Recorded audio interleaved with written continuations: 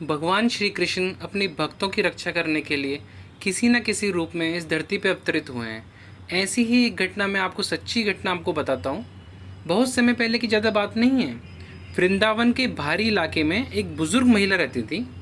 वृंदावन की परिक्रमा करने वाले लोग हमेशा उसे छोटी सी झोंपड़ी में बैठे भगवान की स्तुति में कुछ मधुर धुनें गुनगुनाते और किसी तरह की सेवा करते हुए देखते थे। भक्तिपूर्ण कार्य करती थी वो, जैसे कि पास के बगीचों से एकत्र किए हुए फूलों की माला बनाना, आरती के लिए रुई की बत्ती बनाना, इस तरह के कुछ अन्य कार्य करती रहती थी वो। झोंपड़ी में कुछ आवश्यक बर्तनों, थोड़े से लीनन और कपड़ों के अलावा सामान के नाम पर उनके पास लगभग कुछ भी नहीं था। अपनी वृद्धावस्था में के बावजूद वे हमेशा एक बच्चे जैसी मुस्कान और मासूमियत दिखाती थी। उसके चेहरे पर संतोष और दिव्य चमक झलकता था। वे हमेशा यात्रियों को ठंडा मीठा पानी पिलाती थीं और वह आश्चर्यजनक रूप से ताज़ा और तरोताज़ा कर देने वाला होता था। उनकी दिनचर्या में भी श्री बांके बिहारी मंदिर जाना शामिल था, जहाँ वे गाती, नाचती या बस एक कोने में आंखें बंद करके और गालों पर आंसू बहाते हुए बैठ जाती। कोई नहीं जानता था कि वे कौन थीं, उसके माता पिता कौन थे और वे वृंदावन में कहाँ से आई थीं। कैसे उसने भक्ति की इस महान भावना को विकसित किया। एक तपती गर्मी की दोपहर में हमारे एक बुजुर्ग गोस्वामी उस रास्ते से गुजर रहे थे और अपनी प्यास बुझाने के लिए उनकी कुटिया पर रुके।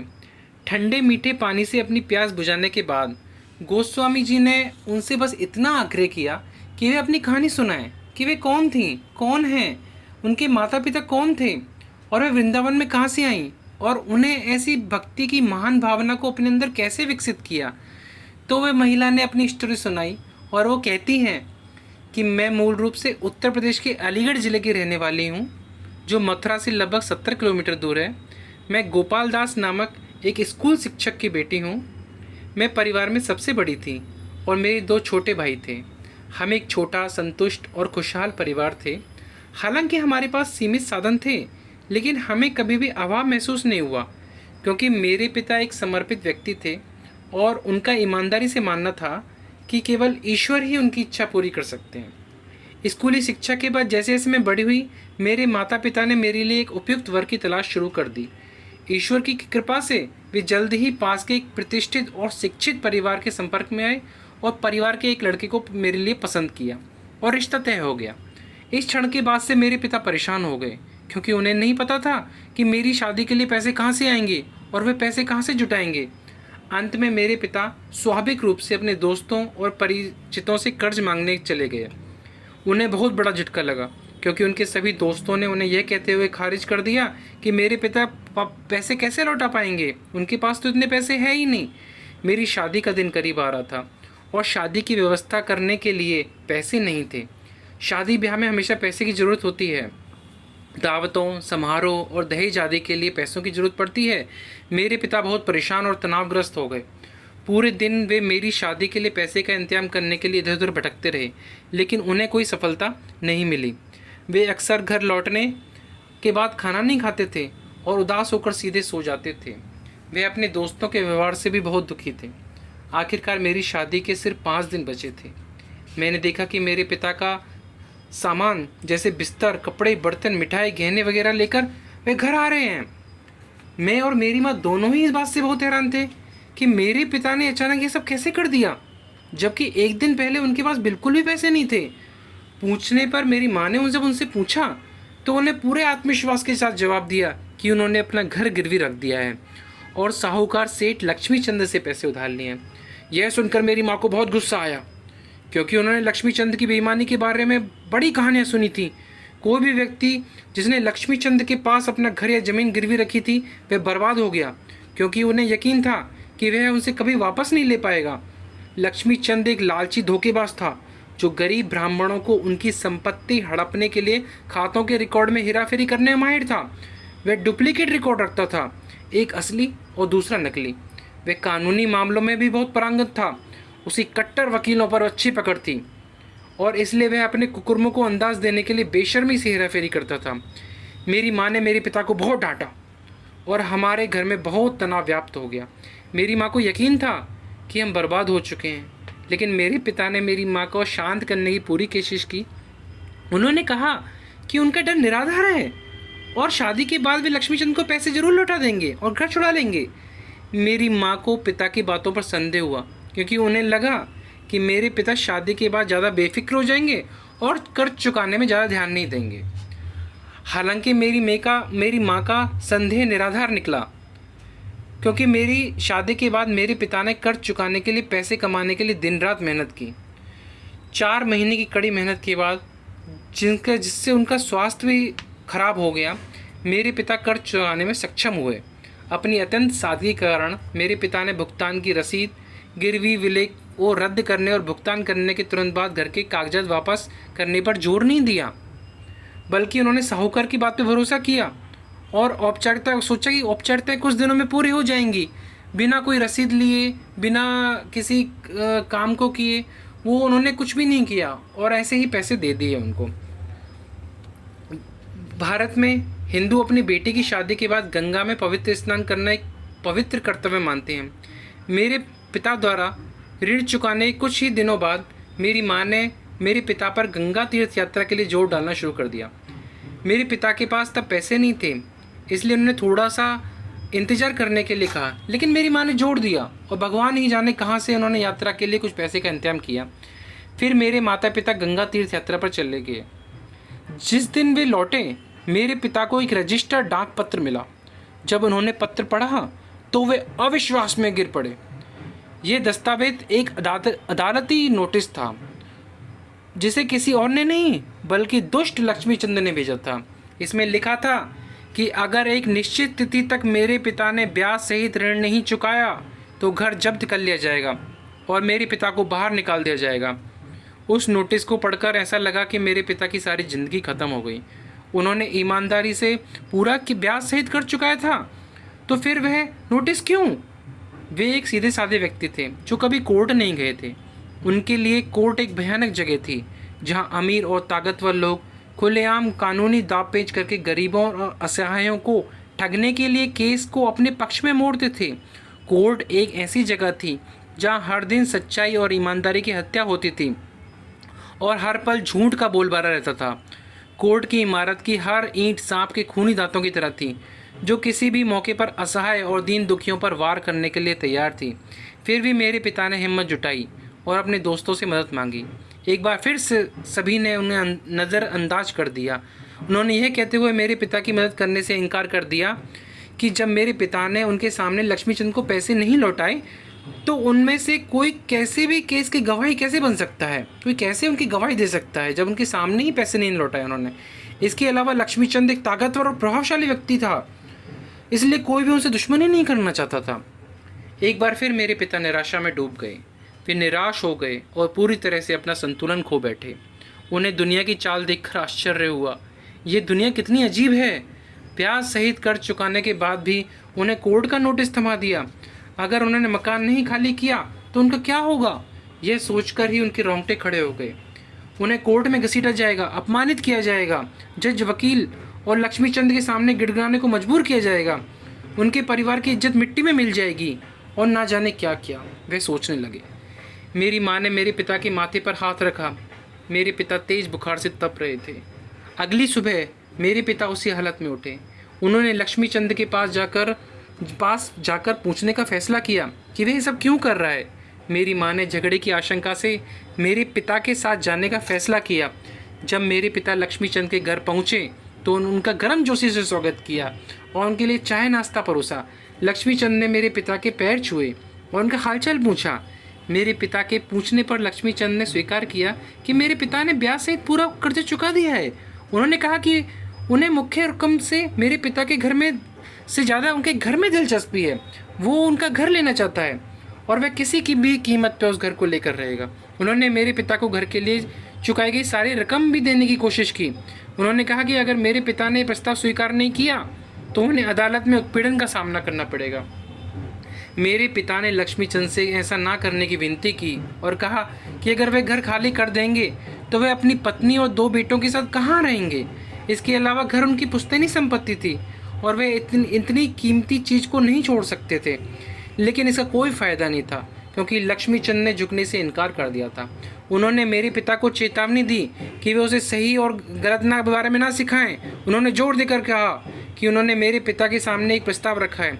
अगर मेरे पिता सहमत होते हैं तो वे लक्ष्मी चंद से अपने घर के लिए पैसे ले लेंगे और फिर उन्हें अदालत में मामला निपटाने के लिए इधर उधर भटकना नहीं पड़ेगा। जहाँ भी इसके नहीं तो वह केस हार भी जाएंगे और अंत में बेदखल हो जाएंगे। इस पर मेरी माँ ने अपना आपा खो दिया और लक्ष्मीचंद को चेतावनी दी कि किसी को इस तरह परेशान करना उचित नहीं है और दुनिया की सभी अदालतों में से भी एक बड़ी अदालत है और वह है भगवान की अदालत, और भगवान निश्चित रूप से लक्ष्मीचंद को सजा देंगे। बेहद निराश होकर मेरे माता पिता घर लौट आए। मेरे पिता पहले से ही अपने दोस्तों की बेरुखी से निराश थे और इसलिए उन्होंने किसी से सलाह लेने की जहमत नहीं उठाई। जब तक आपके पास पैसा है तब तक हर कोई आपका दोस्त है। जिस क्षण तुम दरिद्र हो गए और तुम्हें सहायता की आवश्यकता होगी, तुम्हें त्याग दिया गया। मेरी माँ मेरे पिता से सहायता मांगने का आग्रह करते रही। अंततः वे तंग आकर घर छोड़कर चले गए। संयोग से उस दिन हरियाली थी और अलीगढ़ से भक्तों की एक बस वृंदावन जा रही थी। मेरे पिता विचारों में खोए हुए थे। बिना सोचे समझे बस में चढ़ गए। उन्हें कुछ पता नहीं था कि बस कहाँ जा रही है। वे मानसिक पीड़ा में इतने डूबे हुए थे। संयोग से बस का कंडक्टर पिता का पुराना शिष्य निकला। उसने मेरे पिता को अपने बड़े आदर से साथ अपनी सीट पर बिठाया। बातचीत के दौरान पिता को पता चला कि विशेष अवसरों पर भगवान कृष्ण के भक्तों को लेकर बस अलीगढ़ से वृंदावन जा रही है। आज एक ऐसा ही दिन है। मेरे पिता ने पहले भी बांके बिहारी जी के बारे में सुना था। आज ही उन्हें पता चला कि कई भक्त केवल बांके बिहारी मंदिर के दर्शन करने के लिए वृंदावन जाते हैं। वे अपने भक्तों के लिए कितने प्रिय थे। मेरे पिता की आत्मा भी अब श्री बांके बिहारी जी भगवान श्री कृष्ण के दर्शन के लिए तरस रही थी। बस कंडक्टर ने मेरे विस्मित पिता को भगवान कृष्ण के बारे में कई चमत्कारी कहानी सुनाई। उन्होंने बस यात्रियों से भी कई कहानियाँ सुनी। इसके अलावा उनके अपने जीवन को भी कृष्ण ने आशीर्वाद दिया था। उन्होंने मेरे पिता को अपनी कहानी सुनाई। कहा कि कितने साल पहले कि वे एक वृंदावन में एक गरीब भूखे युवक के रूप में आए थे। उनके पास कोई घर नहीं था। कैसे उन्होंने रोते हुए भगवान श्री कृष्ण से प्रार्थना की थी और कैसे चमत्कारी रूप से उनकी दूर की मौसी, जो एक अमीर महिला थी, उन्होंने उनको देखा, उन्होंने उनको गोद लिया और एक छोटे से ट्रांसपोर्ट व्यवसाय में काम पर रख लिया। यह बस भी उनकी कई बसों में से एक थी। इसी बीच बस वृंदावन आ गई। बस से यात्री उतर गए। बस को वृंदावन में 2 घंटे रुकना था। इसके बाद बस अलीगढ़ वापस को जाना था। यात्रियों के पास वृंदावन में रुकने के लिए 2 घंटे थे। कंडक्टर मेरे पिता को प्रसिद्ध श्री बांके बिहारी जी मंदिर में ले गए। मेरे पिता ने पूरी श्रद्धा से श्री बांके बिहारी जी को अपनी आत्मा समर्पित कर दी और सच्ची भक्ति की भावना के प्रति पूरी तरह समर्पित हो गए। ऐसा लग रहा था कि कृष्ण की कृपा मेरे पिता को छूने लगी थी। उनकी पूरी मानसिक पीड़ा उनकी सच्ची समर्पण की नदी में बह गई। आधी रात को मेरे पिता घर लौटे। वे पूरे आत्मविश्वास के साथ चल रहे थे। ऐसा लग रहा था कि अब उन्हें कोई चिंता नहीं थी। उन्हें किसी की मदद की ज़रूरत नहीं थी। वह किसी पर निर्भर नहीं थे। उन्हें किसी का तरह का डर नहीं था। उन्हें उनका आश्वासन मिल गया था। वह अगले ही दिन मेरे पिता ने पूरे आत्मविश्वास के साथ लक्ष्मीचंद के वकील को एक जवाब भेजा, जिसमें साफ साफ लिखा था कि चूंकि उन्होंने पहले ही पूरा ब्याज सहित कर चुका दिया है, इसलिए वे किसी भी हालत में घर खाली नहीं करेंगे। इस पर क्रोधित होकर लक्ष्मीचंद ने स्थानीय अदालत में मेरे पिता के खिलाफ कानूनी मुकदमा दायर किया। अदालत ने मेरे पिता को समन जारी कर उन्हें एक निश्चित तिथि तक अदालत में पेश होने के लिए कहा। अदालत का वह समन जिसे सुनकर मेरे पिता आमतौर पर किसी भी सीमा से अधिक भयभीत हो जाते थे, आज मेरे पिता ने शाही निमंत्रण की तरह स्वीकार किया। अदालत का समन मिलने पर उन्हें जरा भी डर नहीं था। जब भगवान उनके साथ थे तो उन्हें कैसा डर। तय दिन पर मेरे पिता अकेले ही अदालत गए, जहां जज ने उनसे पूछा कि भुगतान की रसीद कहाँ है, जो लक्ष्मीचंद ने पूरा भुगतान मिलने पर मेरे पिता को सौंपी होगी। इस सवाल पर मेरे पिता ने मासूमियत से जवाब दिया कि उन्हें कोई रसीद नहीं दी गई और ना ही उन्होंने लक्ष्मीचंद से रसीद देने के लिए कहा। उनके बीच आपसी विश्वास और भरोसे का व्यवहार था और रसीद की ज़रूरत नहीं थी। जज ने मेरे पिता से पूछा कि क्या वे उन्हें बता सकते हैं कि उन्होंने किस तारीख को लोन की किस्तें चुकाई थी और हर किस्त में उन्होंने कितनी रकम चुकाई थी। मेरे पिता ने अपनी डायरी देखी और सब कुछ बता दिया। लक्ष्मीचंद ने डुप्लीकेट रिकॉर्ड बनाए और अदालत में झूठे रिकॉर्ड पेश किए। झूठे रिकॉर्ड में स्पष्ट रूप से लेन देन का कोई निशान नहीं था। मेरे पिता इस बात पर जोर देते रहे कि उन्होंने लक्ष्मीचंद को अपने रिकॉर्ड में रकम दर्ज करते देखा था, लेकिन आज लक्ष्मीचंद ने रिकॉर्ड में भुगतान का कोई निशान नहीं था। लक्ष्मीचंद के वकील ने मेरे पिता पर झूठा होने का आरोप लगाना शुरू कर दिया। लक्ष्मीचंद के वकील ने मेरे पिता से आगे कहा कि वे कोई ऐसा गवाह पेश करें जिसकी मौजूदगी में मेरे पिता ने पैसे दिए हों। मेरे पिता चुप रहे क्योंकि उनके पास कोई गवाह नहीं था। वास्तव में कोई गवाह था ही नहीं। उम्मीद फीकी पड़ गई थी। वे किसी से मदद नहीं मांग सकते थे। लेकिन अचानक उन्हें बांके बिहारी जी की याद आई। मेरे पिता के सामने भगवान का भव्य रूप खड़ा था। उनके सुंदर होठों पर अपनी उनकी बांसुरी चंचलता से थी। वे मेरे पिता की ओर बहुत ही परिचित और आकर्षक मुस्कान के साथ मुस्कुरा रहे थे। पिता ने श्री कृष्ण से गहरी प्रार्थना की। वे दया के सागर हैं। मेरे पिता ने जज से कहा, बांके बिहारी मेरे गवाह हैं। जब भी मैं पैसे देने जाता था, बांके बिहारी जी मेरे साथ होते थे। इस पर वकील ने फिर से पिता का गवाह का नाम बताने के लिए कहा। मेरे पिता ने कहा कि बांके बिहारी गवाह का नाम है। वकील ने मेरे पिता को बहुत गुस्से में कहा कि उनके गवाह का पता क्या है। मेरे पिता ने उत्तर दिया, वृंदावन, जिला मथुरा, उत्तर प्रदेश। गवाह के पिता का नाम पूछने पर मेरे पिता ने कुछ हिचकिचाहट में उत्तर दिया, स्वामी हरिदास। जब उनसे पूछा गया कि उनके पिता का नाम क्या है बांके बिहारी जी का, तो मेरे पिता बोले, स्वामी हरिदास। खैर, दरबारी गवाह बांके बिहारी को अदालत का सम्मन देने के लिए वृंदावन पहुंच गया। वहां पहुंचने पर उसे एक युवा सुंदर काले रंग के लड़के ने टोका और उसे बांके बिहारी जी के पास ले जाने की पेशकश की। इससे पहले कि सेवक उत्तर दे, बालक ने उनका हाथ पकड़ लिया और उसे बांके बिहारी मंदिर में ले गया। दोपहर हो चुकी थी और मंदिर बंद हो चुका था। बालक ने सेवक से मंदिर के द्वार पर समन का कागज चिपकाने का अनुरोध किया और कहा कि जब वह वापस आएगा तो बांके बिहारी जी उसे पढ़ लेंगे। उसने सेवक को आश्वासन दिया कि अदालती कार्रवाई के दिन बांके बिहारी गवाही देने के लिए अवश्य उपस्थित होंगे। संतुष्ट होकर सेवक अलीगढ़ लौट गया। बाद में कुछ लोगों ने मुझे बताया कि लक्ष्मीचंद के दुष्ट वकील ने प्रसन्नतापूर्वक अपने मुवक्किल से कहा कि उसे चिंता करने की आवश्यकता नहीं है, क्योंकि मामला निश्चित रूप से उसके पक्ष में तय होगा, क्योंकि भगवान बेचारे गोपाल दास के पक्ष में गवाही देने के लिए नहीं उतरेंगे। उन दोनों ने मेरे पिता का खूब मजाक उड़ाया। जज दुविधा में था। उसे समझ में नहीं आ रहा था कि वे क्या करे। वे अंदर से जानता था कि मेरे पिता निर्दोष हैं और लक्ष्मीचंद उन्हें ठग रहा है, लेकिन फिर भी वह क्या कर सकता था। मेरे पिता के पास कोई सबूत नहीं था, कोई गवाह नहीं था। वह मेरे पिता की भक्ति और निर्दोषता पर आश्चर्यचकित था। उन्होंने सोचा, इस आदमी ने बांके बिहारी को अपना गवाह बना लिया है। बांके बिहारी सभी न्यायाधीशों के न्यायाधीश हैं, सारी सृष्टि के शासक हैं, सभी प्राणियों के स्वामी हैं। क्या उन्हें इस साधारण व्यक्ति के पक्ष में गवाही देने के लिए आने का समय मिलेगा? अब अदालत की तारीख में कुछ ही दिन रह गए थे। मेरे पिता ने अब एक बार फिर वृंदावन जाने का निश्चय किया। घर के सभी लोगों ने मेरे पिता का मजाक उड़ाया और उन्हें जाने से रोकने की कोशिश की, लेकिन मेरे पिता ने एक ना सुनी और वृंदावन चले गए। मंदिर पहुंचकर उन्होंने एक बार फिर भगवान से मदद के लिए प्रार्थना की। उनका समर्पण पूर्ण हो गया था। दोपहर को वे मंदिर में बाहर बैठकर सो गए। सपने में भगवान कृष्ण ने उन्हें दर्शन दिए और उनसे वादा किया कि वे उनके पक्ष में गवाही देने जरूर आएंगे। शाम को मेरे पिता ने पवित्र यमुना में स्नान किया और घर वापस लौट आए। मेरे पिता को छोड़कर घर के सभी लोगों को यकीन था कि केस का फैसला लक्ष्मीचंद के पक्ष में होगा, लेकिन मेरे पिता को पूरा विश्वास था कि वे केस जीत जाएंगे। मेरे पिता की आस्था को बाकी सभी लोगों ने सनकीपन कहकर खारिज कर दिया। मुकदमे के दिन जज ने मेरे पिता से पूछा, क्या उनका गवाह तैयार है? मेरे पिता ने कहा कि गवाह आ गए हैं। कोर्ट अटेंडेंट ने चिल्लाकर कहा, बांके बिहारी, कोर्ट में पेश हो जाओ। कोई जवाब नहीं आया। उसने फिर पुकारा, बांके बिहारी, कोर्ट में पेश हो जाओ। कोई जवाब नहीं आया। उन्होंने तीसरी बार फिर पुकारा, बांके बिहारी, कोर्ट में पेश हो जाओ। इस बार कमरे के बाहर से एक आवाज आई, मैं यहाँ हूँ। उसी क्षण एक काला कंबल लपेटा एक व्यक्ति कोर्ट रूम में आ गया। ये बांके बिहारी कौन है?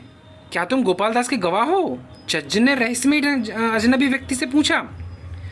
अजनबी व्यक्ति ने सिर हिला दिया। अजनबी का बूढ़ा चेहरा जज को परेशान कर रहा था। जज ने कहा, कृपया अपना चेहरा दिखाएं और आपका नाम क्या है? उस व्यक्ति ने अपना शरीर से अपना कंबल थोड़ा सा हटा दिया और जज को जवाब दिया, बांके बिहारी, मेरा नाम बांके बिहारी है। जैसे ही जज ने अजनबी के चेहरे को देखा, वे अजनबी के चेहरे को की दिव्य चमक को देखकर पूरी तरह से आश्चर्यचकित हो गए। यह चेहरा किसी और इंसान से अलग था, जिसे जज ने कभी नहीं देखा था।